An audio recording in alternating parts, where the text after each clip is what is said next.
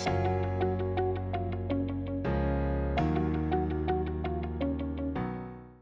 everybody, I am continuing a conversation with Brian Linser from Internicola Law Firm. I think it's always nice to get a franchise attorney's perspective on kind of what's happening in the industry and what I'm working on. And sometimes we've had some pretty good conversations and some pretty lengthy debates depending on what we're talking about. But Brian, we were recently talking about the differences and kind of the risk reward of different sized brands. And so a lot of the brands that consultants are going to show, we're going to call micro emerging, right? They have less than 5 locations. And then by emerging brands, we're going to say, 5 to 20, maybe up to 50 locations, and then 50 to 100, and then larger. But from a franchise attorney's perspective, when you're working with someone, what do you think? Like, what do you think when you see a micro emerging brand, when you look at that FDD, what are you looking for versus a legacy brand?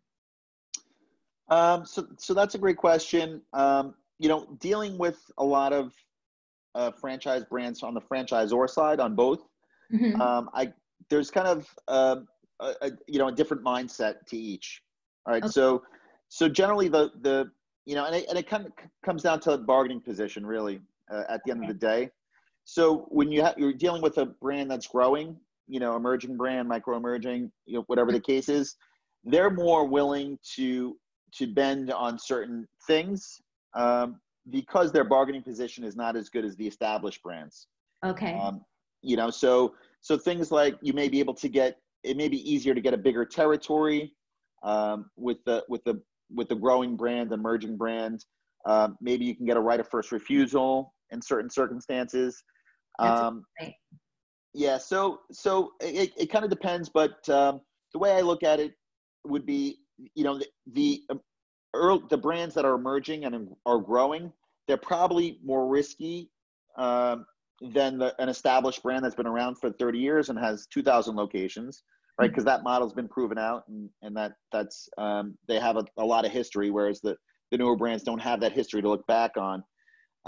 So in essence, they may be a little riskier to sign on with.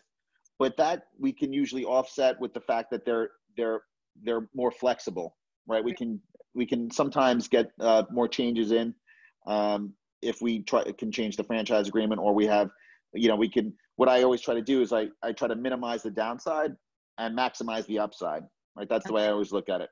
So maybe we can limit certain things and limit that risk by the agreement, because we're dealing with more of that risk, because our bargaining position is a little better with them.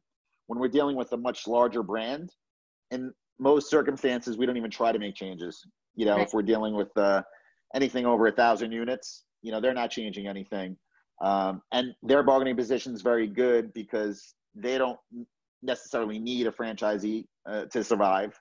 Absolutely. And they probably have multiple candidates for the same territory. So they're going to say, you know what, if you don't sign on with this, I know I can sign on another franchisee, a month from now. So I don't have to have that flexibility, right? So you're it's a safer bet in a certain sense, because the model's been proven, but you have zero leverage at that point, and you're just following their system and things like that. So you kind of have the benefit on both sides.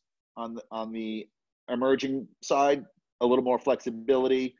You can maybe take advantage of some upside, but a little riskier. And then you have this other side of the spectrum where it's less risky because it's more, you have a much better history, but you're not making any changes. You're gonna be stuck in that territory, and it's, so it kind of depends on the candidate, what they prefer. Some like larger brands, some like the upside of Absolutely. The others. I always tell people it really depends on kind of, yes, it's your risk aversion, but a lot of people want no risk and then all of this blue ocean as far as territory available. And that's really not how it works. And usually if you want something that's all buttoned up and the T's are crossed and the I's are dotted, you like the rules, and those rules have to apply to you too. And so it's just kind of what you're signing up for. If someone's entrepreneurial and they want to be able to color outside the lines and be on that franchise advisory board their very first year in franchising, they're hopefully going to be looking at a brand that's going to allow for that. And so I think it's important to hear, not just from me, but there's a whole legal world out there that agrees with the fact that, you know, franchise agreements sometimes are a little negotiable, but a lot of the time it depends on the size of that brand. Yeah, yeah, no, 100%. And it's like anything else, right? It comes down to a bargaining position, and the part, you know, it's really, you know, between the parties. You know, if the parties want, you know, want to agree to, you know, agree to certain things. Now, the franchise industry itself, there's, you know, changes are less common. Right. And the reason for that is that, you know, in the franchise world, you want to have that consistency, right? So we don't want to deviate too much from the original franchise agreement and the terms of the franchise agreement, because then it ruins that consistency. Okay. And it's actually a case, if we ask for, you know, certain changes and if a brand makes all of them without giving us any pushback, to me, that could be a red flag, because that means our agreement is going to be totally different, and it kind of ruins that consistency. That foundation is not as settled, in my opinion. So I want to see it, if for emerging brand, we can make some minor modifications, that's great.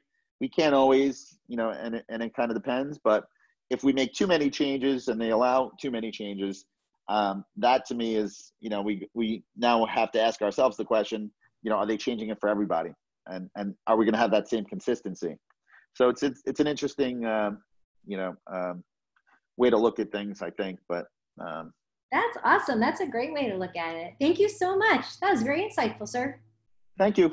Bye, Brian.